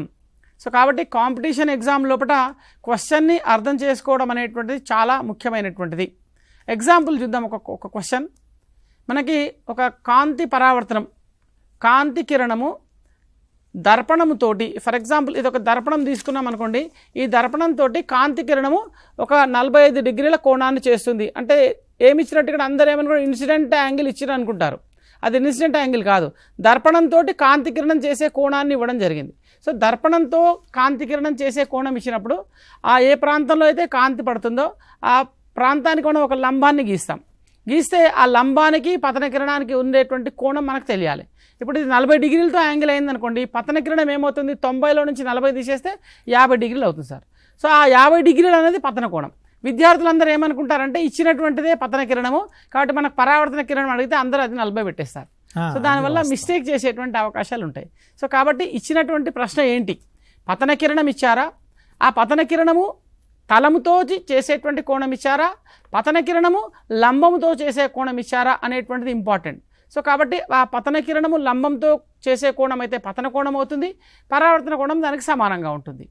పతన కోణము దర్పణంతో చేసే కోణం ఇచ్చినప్పుడు అది 90లో నుంచి తీసివేస్తే మనకు పతన కోణం వస్తుంది, అప్పుడు పరావర్తన కోణాన్ని దాన్ని ఈక్వల్గా రాస్తాం. సో కాబట్టి ఇచ్చినటువంటి ప్రశ్నను క్షుణ్ణంగా చదివి ఆ ప్రశ్న ఇచ్చినటువంటి ఏరియా ఏంటి, ఇలాంటి ప్రశ్నలు ఖచ్చితంగా ఈ 4-5 ఇయర్స్ క్వశ్చన్ పేపర్స్ మీరు థరోగా ముందుకు వెళ్ళినట్టయితే చూసినట్టయితే ఇలాంటి ప్రశ్నలు వస్తాయి. కాబట్టి వాటిని మనం చూసినట్టయితే వాటి ద్వారా మనం ఆ ప్రశ్నకి సమాధానాలు రాయొచ్చు. ఇది ఒక ఏరియా. ఇక నెక్స్ట్ ఇంకొక ఏరియా ఫిజిక్స్లో వెళ్ళినప్పుడు ఎలక్ట్రిసిటీ, విద్యుత్తుకు సంబంధించి 6th క్లాస్లో ఒక లెసన్ ఉంది, 7th క్లాస్లో ఒక లెసన్ ఉంది, 8th క్లాస్లో కూడా ఒక లెసన్ ఉంది. సో కాబట్టి ఆ విద్యుత్తుకు సంబంధించి ఘటాలు అంటే బ్యాటరీస్ ఎలా కనెక్ట్ చేస్తారు అనేటువంటి ఏరియా, బ్యాటరీలు ప్యారలల్గా కనెక్ట్ చేసినప్పుడు ఫలిత నిరోధం ఎంత ఉంటుంది, బ్యాటరీస్ని సమాంతరంగా కనెక్ట్ చేసినప్పుడు ఫలిత నిరోధం ఎంత ఉంటుంది అనేటువంటి అంశాలు కూడా ఇస్తారు. రెండవది ఏంటంటే ఆ బ్యాటరీ డయాగ్రామ్స్ ఇచ్చి కూడా క్వశ్చన్స్ ఇచ్చేటువంటి అవకాశాలు మనకు ఉన్నాయి. సో కాబట్టి ఇచ్చినటువంటి ప్రశ్నల్లో 11 ప్రశ్నల లోపల 12 ప్రశ్నల లోపల చాలా సులభమైనటువంటివి ప్రీవియస్ క్వశ్చన్ పేపర్స్ తీసుకున్నట్టయితే ఆ విధమైనటువంటి ప్రశ్నలు మనకి సులభంగా నేచర్ ఆఫ్ ద క్వశ్చన్ మనకు అర్థమవుతుంది. కాబట్టి క్వశ్చన్ నేచర్ మనకు అర్థమైంది అంటే దానికి సమాధానం రాయడం అనేటువంటి సులభం. ఇక 7వ తరగతికి 8వ తరగతికి వచ్చినప్పుడు మనకు స్పెసిఫిక్గా 8వ తరగతిలో ఫిజికల్ సైన్స్ పరంగా తీసుకున్నప్పుడు ఫోర్స్, బలము, అదేవిధంగా ఫ్రిక్షన్ అంటే ఘర్షణ అనేటువంటి పాఠాలు, అదేవిధంగా సౌండు, అదేవిధంగా మోషన్ ఆఫ్ గ్రాఫ్, అదేవిధంగా మనకి ఫెనామినన్స్, న్యాచురల్ ఫెనామినన్స్ అంటే ఈ పిడుగులు పడడం, మెరుపులు, వీటికి సంబంధించినటువంటివి, వాటి జాగ్రత్తలకు సంబంధించినటువంటివి, పరావర్తనం, కాంతికి సంబంధించినటువంటి పరావర్తనకు సంబంధించినటువంటిది, సౌండ్, ధ్వనికి సంబంధించినటువంటి ఈ చాప్టర్లు ఉన్నాయి మనకి. వీటిలో చాలా సింపుల్ కాన్సెప్ట్సే మనకు మొత్తం టెక్స్ట్ బుక్లో ఉన్నటువంటి 7-8 పాఠాలు 8th క్లాస్లో తీసుకుంటే ప్రతి లెసన్లో ఒక 5 to 6 కాన్సెప్ట్స్ మాత్రమే ఉన్నాయి. ఆ 5 to 6 కాన్సెప్ట్ని బేస్ చేసుకొని మనకు ప్రశ్నలు తయారు చేయడం అనేటువంటిది జరుగుతుంది. ఇది భౌతిక శాస్త్రానికి సంబంధించి. ఇక రసాయన శాస్త్రానికి సంబంధించినటువంటి దాంట్లో థర్డ్ లెసన్ అంటే మనకి 8th క్లాస్లో ఉన్నటువంటి ప్లాస్టిక్స్కి సంబంధించి ప్లాస్టిక్స్ అండ్ సింథటిక్ ఫైబర్స్కి సంబంధించినటువంటి దాంట్లో క్వశ్చన్స్ రావచ్చు. అందులో ఫైబర్స్ సేమ్ టాపిక్స్ మనకు 6th 7th క్లాసుల్లో కూడా ఉంటాయి. వీటికి సంబంధించి ఫైబర్ అంటే దారాలకు సంబంధించినటువంటివి. 8th క్లాస్లో న్యూ ఎంట్రీ ఏంటంటే ప్లాస్టిక్స్కి సంబంధించినటువంటి అంశాలు ఉంటాయి. అంటే అందులో ఉండేటువంటి థర్మోప్లాస్టిక్స్, థర్మోసెట్టింగ్ ప్లాస్టిక్స్, ఏ ప్లాస్టిక్ని ఎలా ఐడెంటిఫై చేయాలి, ఆ ఎక్స్పెరిమెంట్కి వాడేటువంటి మెటీరియల్ ఏంటి అనేటువంటి క్వశ్చన్స్ మీద కూడా ఫోకస్ చేయొచ్చు. అదేవిధంగా మనం డైలీ లైఫ్తో రకరకాలైనటువంటి ప్లాస్టిక్లు వాడుతున్నాం. ఏ ప్లాస్టిక్ దేనికి యూజ్ చేస్తాం, ఏ ప్లాస్టిక్ యూజ్ చేస్తే అది రీసైకిల్ చేసేటువంటి ప్లాస్టిక్, రీసైకిల్ చేయలేనటువంటి ప్లాస్టిక్ ఏంటి అనేటువంటి అంశాల మీద కూడా ప్రశ్నలు అడిగేటువంటి అవకాశాలు ఉన్నాయి సార్. అదేవిధంగా మనకి రసాయన శాస్త్రానికి సంబంధించినటువంటి దాంట్లో ఇంకా కూడా మనకి ఒక 2-3 lessons metals and non metals, లోహాలు అలోహాలు అనేటువంటి పాఠాల నుంచి కూడా ప్రశ్నలు అడిగేటువంటి అవకాశాలు మనకు ఉన్నాయి సార్. సో ఓవరాల్గా కెమిస్ట్రీకి సంబంధించి చాలా తక్కువ. ఫ్యూయల్ అండ్ పెట్రోలియం అండ్ ఫ్యూయల్స్కి సంబంధించినటువంటిది, ఏది న్యాచురల్ ఫ్యూయల్స్, ఈ ఫ్యూయల్ ఏది తొందరగా అయిపోయేటువంటిది, అయిపోయినటువంటి ఫ్యూయల్స్ ఏంటివి, వీటి మీద కూడా క్వశ్చన్స్ అడిగేటువంటి అవకాశాలు ఎక్కువగా ఉన్నాయి. సో అవన్నీ కూడా చాలా సులభమైనటువంటివి, రోజు నిజ జీవితంలో మనం వాడుకునేటువంటి వాటి మీదనే ఎక్కువ మనకు ఫోకస్ చేయడం జరుగుతుంది. ఖచ్చితంగా 1-2 ప్రశ్నలు వీటిని ఎక్కడెక్కడ ఉపయోగిస్తాము, మనకు నేల బొగ్గు ఎలా ఉపయోగిస్తాము, petroleum, CNG gas, LPG petroleum, వీటికి అన్నిటికీ సంబంధించి క్వశ్చన్స్ కూడా ఫోకస్ చేసేటువంటి అవకాశాలు ఉంటాయి సార్. ఓకే, సో మన చారి గారు చాలా క్లియర్గా ఎక్స్ప్లెయిన్ చేశారు. చాలా డౌట్స్ వస్తున్నాయి మన వాళ్ళకి, చాలామంది షేర్ చేసుకుంటున్నారు. అయితే ఆ డౌట్ ఏంటంటే ఒక క్లాస్లో ఉన్నటువంటి క్లాస్లో 40 మంది పిల్లలు ఉన్నారు, 15 మంది పిల్లలు ఈ ఎన్ఎంఎంఎస్కి అప్లై చేశారు, 25 మంది పిల్లలు అప్లై చేయాలి.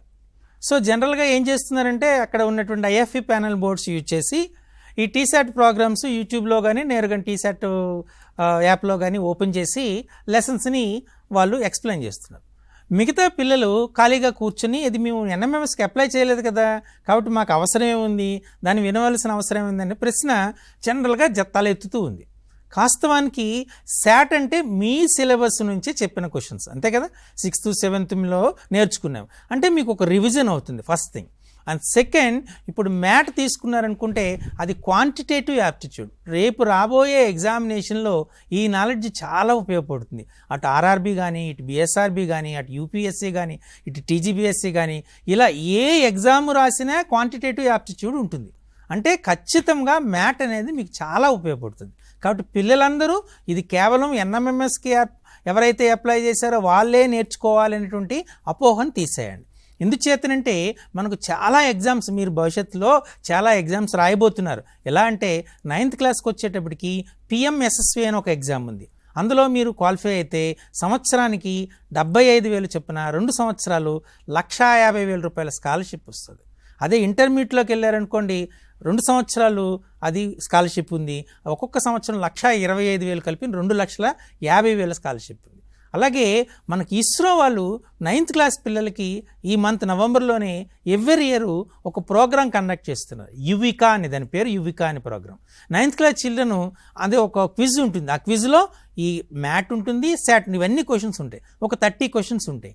అందులో ఎవరైతే క్వాలిఫై అవుతారో వాళ్ళు, అంటే దేశం మొత్తం మీద వాళ్ళ నుండి సుమారు 45 మంది పిల్లల్ని వాళ్ళు సెలెక్ట్ చేసి 15 రోజులు ఇస్రో సెంటర్లో ఉండి వాళ్ళు చేసే డెవలప్మెంట్స్ అన్నీ మీరు చూసి నేర్చుకుని పార్టిసిపేట్ చేసే అవకాశం కలుగుతుంది. అలాగే నేవల్ డిపార్ట్మెంట్ వాళ్ళు థింక్యూ అనేటువంటి, కేరళ వాళ్ళు థింక్యూ అనేటువంటి ఒక ప్రోగ్రాం కండక్ట్ చేశారు. అందులో మీరు ఒక 4 స్టేజీల్లో ఉంటుంది ఆ క్విజ్. ఎవరైతే క్వాలిఫై అవుతారో అందరు సుమారు 25 లక్షల రూపాయల స్కాలర్షిప్ ఇస్తున్నారు. చూసారా, ఇలా చాలా స్కాలర్షిప్స్ వస్తున్నాయి, చాలా ఉపయోగకరమైనది. కాబట్టి ఎన్ఎంఎంఎస్ కోసం టీశాట్ నిర్వహిస్తున్నటువంటి ఈ టెలికాస్టింగ్ ప్రోగ్రామ్ని అన్నింటినీ మీరు జాగ్రత్తగా చూస్తే కేవలం ఎన్ఎంఎంఎస్ కోసమే కాకుండా రాబోయే అనేక కాంపిటేటివ్ ఎగ్జామినేషన్లో మీరు క్వాలిఫై అవకాశం ఉపయోగపడుతుంది. ఇది మీకు ఒక లైబ్రరీగా, ఈ లెసన్స్ అన్నీ ఒక లైబ్రరీ, ఒక డిజిటల్ లైబ్రరీగా ఉపయోగపడుతుంది. చూడండి, మ్యాట్ తీసుకున్నారు, మ్యాట్లో మనకు కోడింగ్ అండ్ డీకోడింగ్ అనేది చాలా ఇంపార్టెంట్. అంటే ఖచ్చితంగా కోడింగ్ డీకోడింగ్ మీద క్వశ్చన్లు వస్తాయి. ఎలా దీనికోసం ప్రాక్టీస్ చేయాలంటే ఏం చేస్తారు, ఏబిసిడి ఏ నుంచి జెడ్ వరకు అంటే 26 లెటర్స్ ఉన్నాయి కదా, ఏ నుంచి జెడ్ వరకు రాసేసుకోండి. ఒక్కొక్క దానికి ఒక్కొక్క నెంబర్ ఇవ్వండి, A1 B2 అలా ఇవ్వండి. అంటే 1 to 26 రాయండి, అలాగే రివర్స్ ఆర్డర్లో కూడా రాయండి. ఇప్పుడు ఏదో ఇచ్చారనుకోండి, 1 number is coded as this one, apple is coded as something, then what is rat అని అడుగుతారు. సో ఇలా నెంబర్ సిస్టమ్ తెలిసిందనుకోండి డెఫినెట్గా చేస్తారు. కాబట్టి ఈ టెక్నిక్స్ అన్నీ మీకు కోడింగ్ అండ్ డీకోడింగ్ ఎపిసోడ్లో చెప్పాం, అది ప్రాక్టీస్ చేయండి. అలాగే ఒక డైస్ని రోల్ చేస్తున్నారు అనుకోండి, ఏ కలర్ వస్తుంది, ఏ నెంబర్ వస్తుంది, ఈ డైస్ మీద క్వశ్చన్స్ ఉన్నాయి, అవి బాగా జాగ్రత్తగా ప్రాక్టీస్ చేయండి. అలాగే ఇప్పుడు లెటర్ సిరీస్ చాలా ఇంపార్టెంట్. అక్కడ మీరు AABBCC అని వస్తుంది. దానికి ఏం చేయాలంటే ఫస్ట్ ఏం చేయాలి, మీరు ముందుగా ఇచ్చినటువంటి లెటర్స్ అన్నీ కౌంట్ చేయాలి. 16 వచ్చాయనుకోండి 4 భాగాలు చేయాలి, అంటే ఈచ్ పార్ట్లో 4 లెటర్స్ ఉండేటట్టుగా. 15 ఉన్నాయి అనుకోండి, అక్కడ 2 ఆప్షన్స్ ఉన్నాయి, 3 అని రాసుకోవచ్చు లేదా 5 అయినా రాసుకోవచ్చు. అంటే ఏ ప్యాటర్న్ అయితే కామన్గా వస్తుందో మీరు అబ్జర్వ్ చేయాలి. సో ఇలా చాలా టెక్నిక్స్ ఉన్నాయి. ఈ టెక్నిక్స్ అన్నీ కూడా మనం టీసెట్ వీడియోస్లో చెప్పాం కాబట్టి వాటిని మీరు ప్రాక్టీస్ చేశారనుకోండి ఖచ్చితంగా మీరు ఈ మ్యాట్ని సులభంగా చేయగలుగుతారు. సో మిగతా వాటిని కంటిన్యూ చేసే ముందు మన సోషల్ స్టడీస్ రతంగపాణి సార్ మరికొన్ని టిప్స్ మీకు తెలియజేస్తారు సార్. ఓకే సురేష్, యాక్చువల్గా అయితే మనం సోషల్ స్టడీస్లో 35 మార్క్స్ స్కోర్ చేయాలంటే ఇక్కడ 4 విభాగాల మీద మనం ఫోకస్ చేయాల్సినటువంటి అవసరం ఉంది. ముఖ్యంగా మనం జాగ్రఫీలో ప్రధానంగా తీసుకున్నట్లయితే అక్కడ 10 ప్రశ్నలు వస్తాయి కాబట్టి మరి ఏ లెసన్ల మీద మనం ఫోకస్ చేస్తే మంచి మార్కులు సాధించడానికి అవకాశం ఉందని ఒకసారి గమనించినట్లయితే మనకి 7th కానీ 8th కానీ పటాల మీద ఒక 2 లెసన్స్ అన్నటువంటి ఉన్నాయి. అంటే ఇక్కడ వివిధ రకాల పటాలను అర్థం చేసుకోవడం అన్నటువంటిది ప్రధానంగా ఉంది. 7th మనకు తీసుకున్నట్లయితే ఏంటంటే గుర్తులకు సంబంధించి, అదేవిధంగా కాంటూర్ లైన్కి సంబంధించి మనకి క్వశ్చన్స్ రావడానికి అవకాశం ఉంది. అట్లాగే 8th వచ్చేటప్పటికి మనం చూసినట్లయితే పటం యొక్క చరిత్ర, అంటే పటం ఎట్లా ఎవాల్యుయేట్ అయింది అన్నటువంటిది, ఒక్కొక్క కాలంలో పటం ఏ రకంగా రూపుదిద్దింది అన్నటువంటిది కూడా ఆ లెసన్లో ఉంది. కాబట్టి కొంత దాని మీద ఫోకస్ చేస్తే సరిపోతుంది. ఇక వర్షానికి సంబంధించి మనం ప్రధానంగా దీంట్లో చూడాల్సింది ఏంటంటే జలచక్రానికి సంబంధించి, అదేవిధంగా మనం చూసినట్టయితే అవపాతం కావచ్చు, ద్రవీభవనం కావచ్చు, బాష్పీభవనం కావచ్చు, ప్రక్షేపణం కావచ్చు. అంటే ఇవన్నీ ఈ యొక్క టెక్నికల్ వర్డ్స్కి సంబంధించి మనం ఒకసారి వాటి యొక్క మీనింగ్ తెలుసుకున్నట్లయితే డెఫినెట్గా కాన్సెప్ట్ బేస్డ్ ప్రశ్నలు ఇచ్చినప్పుడు వీటికి మనం ఈజీగా ఆన్సర్ రాయడానికి అవకాశం ఉంది. అట్లాగే సముద్రాలకు సంబంధించి మనం చూసినప్పుడు ఏంటంటే సముద్రాలకు సంబంధించి మనకి తరంగాలు కావచ్చు, ప్రవాహాలు కావచ్చు, అదేవిధంగా పోటుపాటులు కావచ్చు, ఇవన్నీ కూడా ఏంటంటే మనకి ఈ యొక్క సింపుల్గా ఈ యొక్క 7th క్లాస్లో మనం దీని మీద కొంత దృష్టి పెడితే దీని మీద రావడానికి అవకాశం ఉంది.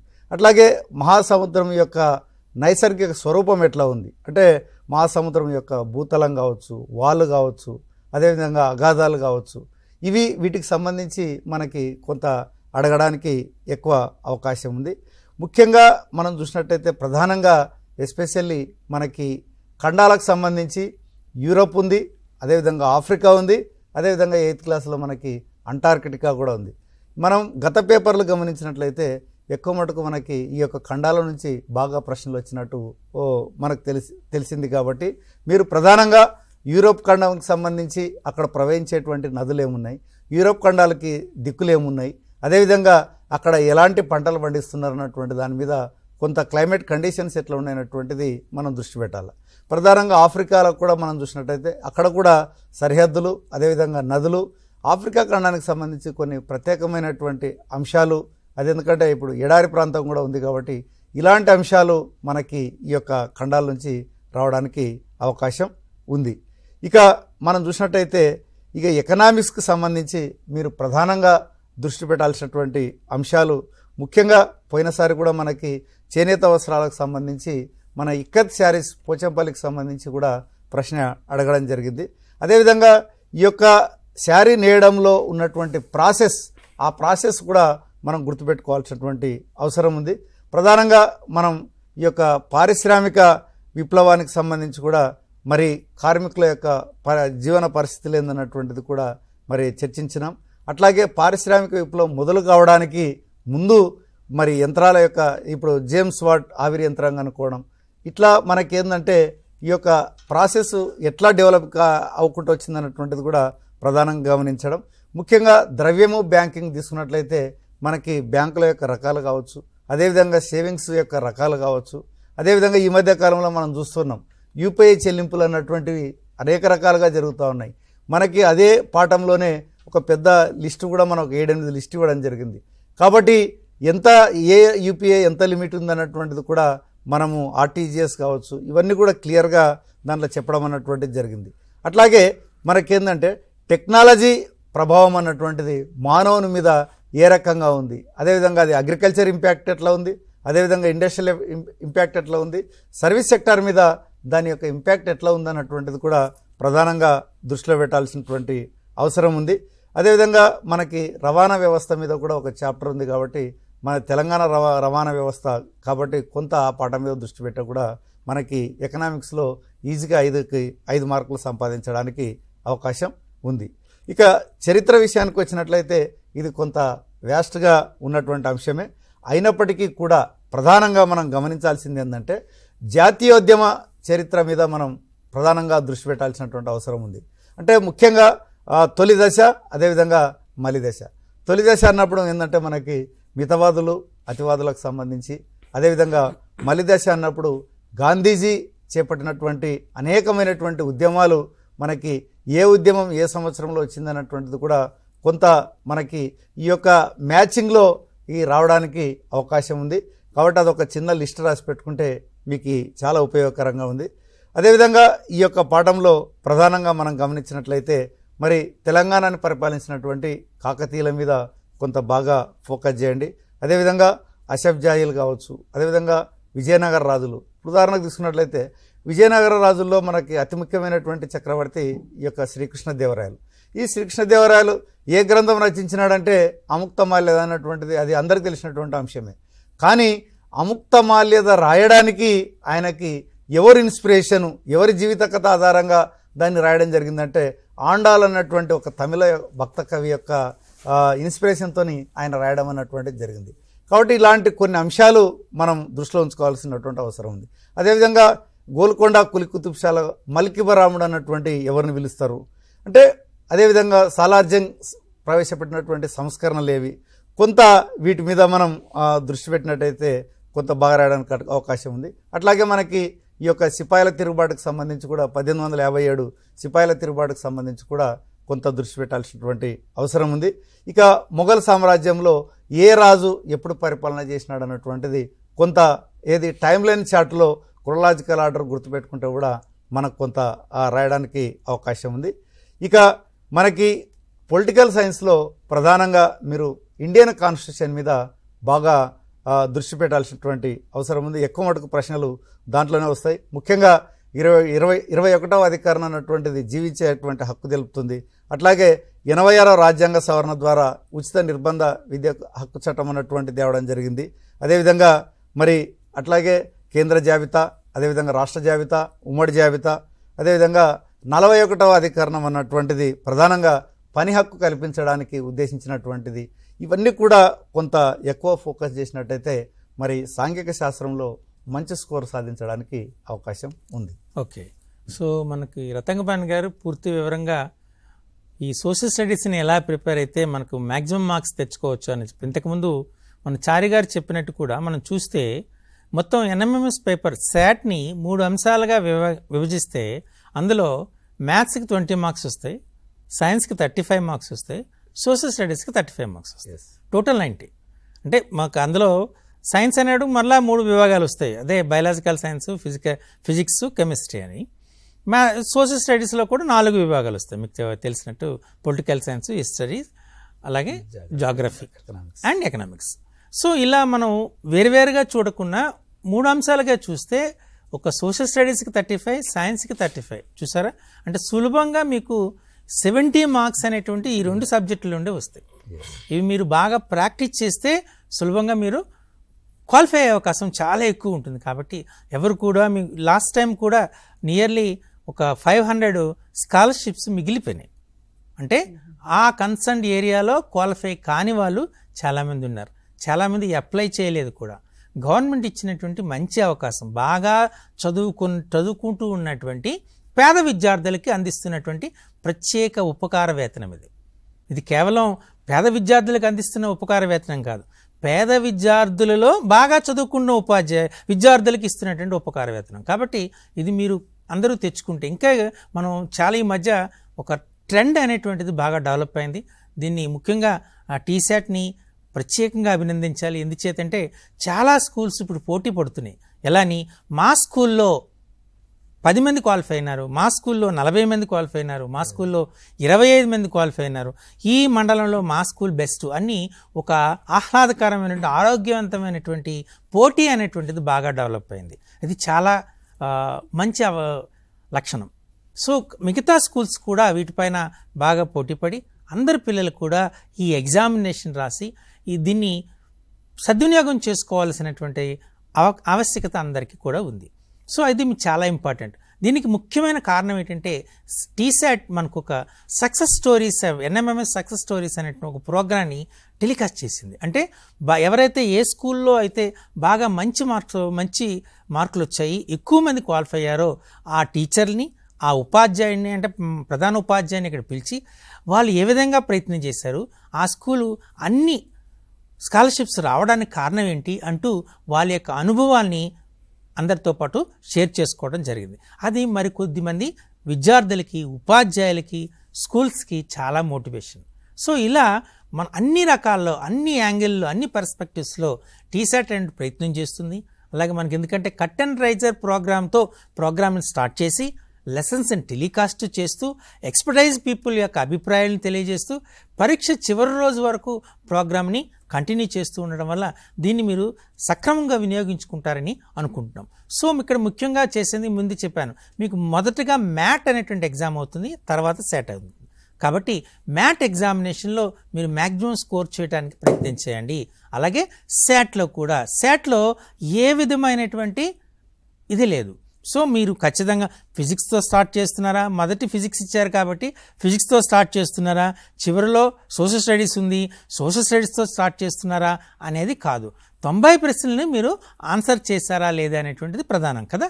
అందుచేత వాటిని మీకు నచ్చిన ప్రశ్న, నచ్చిన సబ్జెక్ట్ని తీసుకొని ఆన్సర్ చేయండి. ఎందుచేత అంటే జనరల్గా success leads to the next stage. అన్ని ప్రశ్నలు చేయగలిగారు, మీకు ఫిజిక్స్ బాగా ఇంట్రెస్ట్, తొందరగా ఫిజిక్స్ క్వశ్చన్ చేసేసారు. దాంతో మరి ఏం చేస్తారమ్మా, ఫిజిక్స్ క్వాలిఫై అయిపోయింది, బాగా చేశాను కాబట్టి మిగతా సబ్జెక్ట్స్లో కూడా పోతారు. ఫర్ ఎగ్జాంపుల్ మీకు మ్యాథ్స్ సరిగ్గా రాదు, మ్యాథ్స్తో స్టార్ట్ చేశారనుకోండి, కొన్ని క్వశ్చన్లు మీరు చేయలేకపోయారనుకోండి, డిసప్పాయింట్ అవుతారు.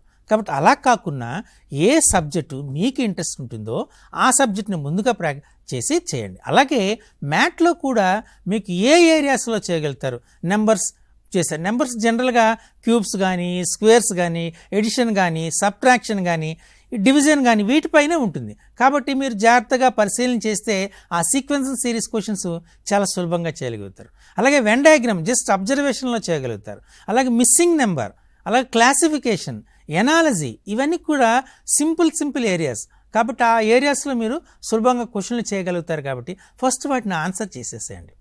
ఆన్సర్ చేసి తర్వాత రాని ప్రశ్నలు చేయండి. ఎందుకంటే మీకు సులభంగా వచ్చేది అర నిమిషంలో అయిపోతుంది, రానిదనుకోండి కొంత టైం పడుతుంది కదా. కాబట్టి వీటిని అది చేయడం ప్రాక్టీస్ చేస్తే ఖచ్చితంగా. ఇంకొకటి, మీరు చాలామంది పిల్లలు అంటే వీఆర్ జస్ట్ 8th క్లాస్ పిల్లలు కాబట్టి మీకు ఒక యాజ్ పర్ చైల్డ్ సైకాలజీ నేను ఎన్ని ప్రశ్నలు చేశానని లెక్క పెట్టుకుంటుంటారు. ఆ ప్రయత్నం చేయకండి. అన్ని ప్రశ్నలకు మీరు ఆన్సర్ చేయాలి కదా. ఎన్ని చేశాను, క్వాలిఫై అవుతున్నాను లేదా, అవన్నీ అప్రస్తుతం. మీరు రాయవలసిన ఎగ్జామ్ కాబట్టి అన్ని క్వశ్చన్స్ని రాసేసేయండి. ఎన్ని చేశారు, ఎన్ని కరెక్ట్ అవుతాయి అవనేది అవసరం లేదు. అర్థమైందా? అలాగే మీకు క్వశ్చన్ పేపర్ ఇచ్చేటప్పుడు దాని వెనక పేజీ ఒక్కటే ఉంటుంది, అది బ్లాంక్గా. క్యాలిక్యులేషన్స్ అన్నీ కూడా దాని మీదే చేయాలి. కాబట్టి పెన్సిల్తో చేయండి, పెన్సిల్తో చేసి ఏజ్ చేయండి, తక్కువ క్యాలిక్యులేషన్ చేయండి. చాలామంది ఏం చేస్తారు, ఆ క్వశ్చన్ దగ్గర క్యాలిక్యులేషన్ చేస్తారు. దానివల్ల ఆప్షన్ మీకు కనబడదు, ఏ ఆప్షన్ కరెక్ట్ అనేది కనబడదు. కాబట్టి దయచేసి క్వశ్చన్ మీద మీరు రఫ్ క్యాలిక్యులేషన్ చేయకండి.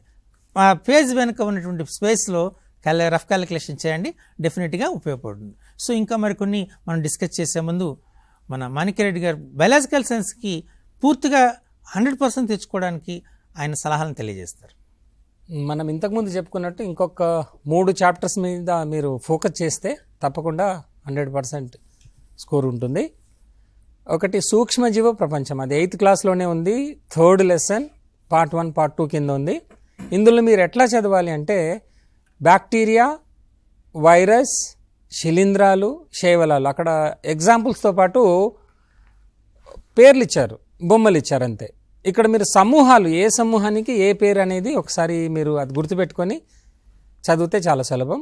అదే చాప్టర్లో వ్యాధులు ఉన్నాయి, బ్యాక్టీరియా వ్యాధి, వైరస్ వ్యాధి, శిలీంధ్ర వ్యాధి, వాటి మీద మీరు ఫోకస్ చేయండి ఈ లెసన్లో. నెక్స్ట్ ఇంకొక లెసన్లో బయోడైవర్సిటీ అండ్ కన్జర్వేషన్ అనే లెసన్ ఉంది. అక్కడ ఎండేంజర్డ్, ఎక్స్టింక్ట్ అండ్ ఎండమిక్, ఈ 3 గ్రూప్స్ ఆఫ్ ఆర్గానిజమ్స్ని మీరు గుర్తుపెట్టుకోవాలి.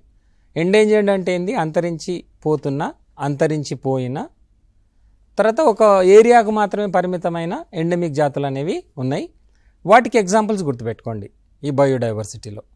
నెక్స్ట్ది డిఫరెంట్ ఈకోసిస్టమ్స్లో మీరు ఫుడ్ చైన్స్, ఫుడ్ వెబ్స్ అనేవి ఉన్నాయి. వాటి ఆహార అవసరాల ఆధారంగా వాటిని హెర్బివోర్స్ అని, కార్నివోర్స్ అని, ఆమ్నివోర్స్ అని డివైడ్ చేస్తారు. వాటిని మీరు ఆహారపు గొలుసులో గుర్తుపెట్టుకుంటే చాలా సులభం. సో ఈ రకంగా మీరు అన్ని లెసన్స్ని కాన్సెప్ట్ ఫోకస్డ్ చేస్తే, అన్ని కాన్సెప్ట్స్ని మనం ఫోకస్ చేస్తే ఖచ్చితంగా 12కి 12 మార్కులు వచ్చే అవకాశం ఉంది సార్. ఓకే, సో ఇప్పుడు మీరు మ్యాథమెటిక్స్లో జనరల్గా ఏం చేయాలి అంటే చాలా అంశాల్లో ముఖ్యంగా ఎక్స్పోనెంట్స్లో క్వశ్చన్స్ ఎక్కువగా వస్తాయి. సింప్లిఫికేషన్సే ఉంటుంది కాబట్టి అది సులభంగా చేయగలుగుతారు. సింపుల్ క్యాలిక్యులేషన్స్ ఉంటాయి. అలాగే క్షేత్రమితి, మెన్సురేషన్లో కూడా వైశాల్యాలు, అలాగే చుట్టుకొలతలు, వీటి మీద ప్రశ్న వచ్చే అవకాశం ఉంటుంది. వాటి మీద కూడా చాలా జాగ్రత్తగా చేయండి. ఎందుకంటే చాలా సులభమైనటువంటి ఫార్ములాసే ఉంటాయి 6th 7th. మీరు 9th 10th వచ్చేటప్పుడు కొద్ది స్టాండర్డ్ పెరుగుతుంది తప్ప 6th 7th అనేటువంటిది కొద్దిగా మినిమం స్టాండర్డ్ మీదే వెళ్తుంది. కాబట్టి పిల్లలు మీరు ఈజీగా వాటిని చేయగలుగుతారు. దానిలో మీరు ఏమి ఇబ్బంది పడవలసిన పని అంటూ ఉండదు.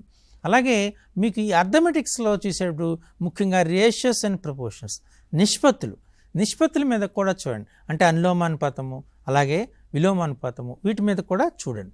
చూస్తే చాలా సులభంగా చేయగలుగుతారు. స్థాన విలువలు కూడా చూడండి. ఇందులో మనకు రోమన్ సంఖ్యామానం అనేటువంటి మన సిలబస్లో లేదు కాబట్టి రోమన్ సంఖ్యల్లో వచ్చే అవకాశం లేదు. కానీ మిగతా సంఖ్యామానాల్లో ఆంగ్ల మనం చూసేది మన ఇండియన్ సంఖ్యామానం కూడా చూస్తే దాని మీద అవకాశం ఉంటుంది. సో సింపుల్గా ఉంటుంది పేపరు, కానీ చిన్న లాజికల్ థింకింగ్ ఉంటుంది. కాబట్టి వాటిని మీరు ఆ సూక్ష్మాన్ని గ్రహిస్తే, మీరు ప్రాక్టీస్ చేస్తే డెఫినెట్గా మీరు క్వాలిఫై అవుతారు. అర్థమైందా? సో చివరిగా మన చారి గారు ఈ ఫిజికల్ సైన్స్ అంటే టోటల్గా ఫిజికల్ సైన్స్ అంటే ఫిజిక్స్ అండ్ కెమిస్ట్రీ మీద మ్యాక్సిమం మార్క్స్ తీసుకురావడానికి పిల్లలకి మీరు ఇచ్చే సలహా ఏంటి? ఇంతకుముందు చెప్పుకున్నట్టుగా ఈ ఫిజికల్ సైన్స్ లోపల కొన్ని సులభమైనటువంటి టాపిక్స్ ఉంటాయి మనకి. ఫస్ట్ లెసన్ తీసుకున్నప్పుడు ఫోర్స్, ఇందులో 2 రకాలైనటువంటి బలాలు, క్షేత్ర బలాలు, అదేవిధంగా మనం టచ్ చేసేటువంటి బలాలు, 2 బలాలు ఉంటాయి. సో ఈ క్షేత్ర బలాలకు సంబంధించి కొన్ని ఎగ్జాంపుల్స్ ఇవ్వచ్చు. లేదా which of the following is force at distance అని అడగొచ్చు. లేదా ఫ్రిక్షన్ ఫోర్స్ మీద క్వశ్చన్లు అడగొచ్చు. ఈ ఫ్రిక్షన్కి సంబంధించి ఫస్ట్ లెసన్లో ఉంటాయి, అదేవిధంగా సెకండ్ లెసన్లో కూడా క్వశ్చన్స్ ఉంటాయి. సో కాబట్టి ఫస్ట్ లెసన్ మీద ఫోకస్ చేస్తే ఖచ్చితంగా ఒకటి ఏంటంటే ఈ ప్రీవియస్ క్వశ్చన్ పేపర్స్లో కూడా ఖచ్చితంగా ఒక క్వశ్చన్ అందులో నుంచి ఉంది. అదేవిధంగా ఫోర్స్ అనేటువంటిది తర్వాత ఫ్రిక్షన్ తీసుకున్నప్పుడు ఫ్రిక్షన్లో కూడా క్వశ్చన్స్ ఈజీగా ఉంటాయి. సో ఆ ఫ్రిక్షన్ లెసన్ కూడా చిన్నది చాలా. ఆ ఫ్రిక్షన్ అనేటువంటి లెసన్ మీద కూడా ఫోకస్ చేస్తే ఎక్కువ మనకి ఫోకస్ చేయొచ్చు. నెక్స్ట్ ఏంటంటే ఇందులో FBD, ఫ్రీ బాడీ డయాగ్రామ్, స్వేచ్ఛ వస్తు పటం. అంటే ఒక ఆబ్జెక్ట్ ఇచ్చి ఆ ఆబ్జెక్ట్ మీద ఎన్ని రకాలైనటువంటి ఫోర్సులు అప్లై అవుతున్నాయి. ఫర్ ఎగ్జాంపుల్ ఇది ఒక బుక్ ఉంది, బుక్ దీని మీద ప్లేస్ చేసాం, ఏ ఫోర్సులు దీని మీద అప్లై అయ్యాయి. ఆ డయాగ్రామ్ ఇచ్చి దాని మీద క్వశ్చన్ అడగచ్చు. అంటే which of the following diagram is correct, అంటే ఆ డైరెక్షన్స్ని బట్టి వాటిని ఏ విధంగా కరెక్ట్ అనేది మనం ఎంపిక చేసుకోవచ్చు, సులభమైనటువంటివి. రెండవది ఏంటంటే ఇవి తరగతి గదిలో డిస్కషన్ అయ్యేటువంటి టాపిక్స్ కూడా కాబట్టి సులభంగా చేయొచ్చు. నెక్స్ట్ ఇందులోనే నెట్ ఫోర్స్ మీద కూడా క్వశ్చన్స్ అడిగేటువంటి అవకాశాలు ఉన్నాయి. ఫస్ట్ లెసన్లో ఉంది, యాజ్ వెల్ యాజ్ ఇదే టాపిక్ సేమ్ వాళ్ళకి ఫ్రిక్షన్లో కూడా ఉంది, ఘర్షణ బలంలో కూడా ఉంది. కాబట్టి ఈ 2 లెసన్స్ ఫోకస్ చేస్తే ఖచ్చితంగా 1 or 2 క్వశ్చన్స్ ఎక్కువగా వచ్చే ఛాన్సెస్ ఉంది. నెక్స్ట్ వీళ్ళకి మోషన్, 6th లో మోషన్ ఉంది, 7th క్లాస్లో మోషన్ లెసన్ ఉంది, చలనం అనే పాఠం. 8th క్లాస్లో ఉంది, లాస్ట్ లెసన్లో ఉంది. సో కాబట్టి మోషన్ అనేటువంటి చాలా సులభం. రెక్టిలీనియర్ మోషనా, సర్కులర్ మోషనా, యూనిఫామ్ సర్కులర్ మోషనా అనేటువంటి దాని మీద కూడా క్వశ్చన్స్ అడిగేటువంటి ఛాన్సెస్ ఉన్నాయి.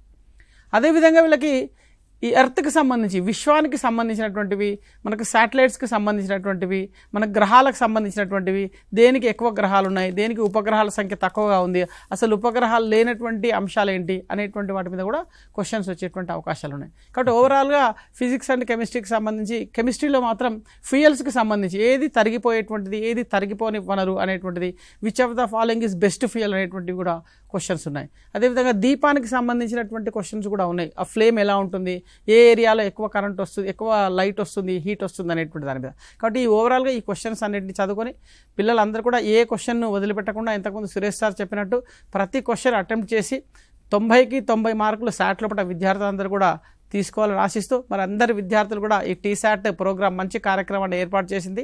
మరి ఈ టీశాట్లో శాటిలైట్ అనేటువంటి అన్ని ప్రోగ్రామ్స్ చూసి రాబోయేటువంటి సండే 24వ తారీఖు జరిగేటువంటి NMMS ఎగ్జామ్లో మంచి మార్కులతో అందరూ కూడా క్వాలిఫై, మీరందరూ కూడా స్కాలర్షిప్ పొందాలని ఆశిస్తూ wish you all the best, wish you all the success. Thank you sir. Okay sir, మనకి ఇప్పుడు ఎగ్జామినేషన్లో మీరు కేవలం ఈ వీడియోస్ ఏవైతే ఉన్నాయో అవి NMMS కోసమే ఉపయోగపడతాయని దయచేసి అనుకోవద్దు. అది ఖచ్చితంగా NMMS కోసం చేసినవి. కానీ రేపు ఆ ప్రత్యేకంగా మీ టెక్స్ట్ బుక్లో ఉన్న కాన్సెప్ట్ మీద, ఎస్పెషల్లీ శాట్ అనేది టెక్స్ట్ బుక్ కాన్సెప్ట్ మీద చేసినవి, లెసన్ అయిపోయిన తర్వాత వీటిని ఎన్రిచ్మెంట్ మెటీరియల్గా కూడా మీరు వాడుకోవచ్చు. ఎందుకంటే చాలా ఎక్స్టెన్సివ్గా చెప్పడం జరిగింది కాబట్టి ఎన్రిచ్మెంట్ మెటీరియల్గా వాడుకోవచ్చు. అలాగే ఆ లెసన్ రివిజన్గా కూడా ఉపయోగపడు. లెసన్ అయిపోయిన తర్వాత ఒక రివిజన్గా ఉపయోగవచ్చు. ఎందుకంటే కొన్ని క్వశ్చన్స్ ఉంటాయి, ఆబ్జెక్టివ్ క్వశ్చన్స్ ఉంటాయి, మల్టిపుల్ చాయిస్ క్వశ్చన్స్ ఉన్నాయి. కాబట్టి మీరు వాటిని యూజ్ చేసి పిల్లలకి మీరు రివిజన్గా కూడా వాడుకోవచ్చు. కాబట్టి ఇది మల్టీపర్పస్గా ఉపయోగం ఉంటుంది. ఖచ్చితంగా ఈ NMMS మీరు మన చారి సార్, అలాగే మాణిక్యరెడ్డి సార్, అలాగే రతంగపాణి సార్ ఇచ్చినటువంటి సలహాల్ని మీరు పాటించి NMMSలో అందరు పిల్లలు క్వాలిఫై అవ్వాలని కోరుకుంటూ సెలవు.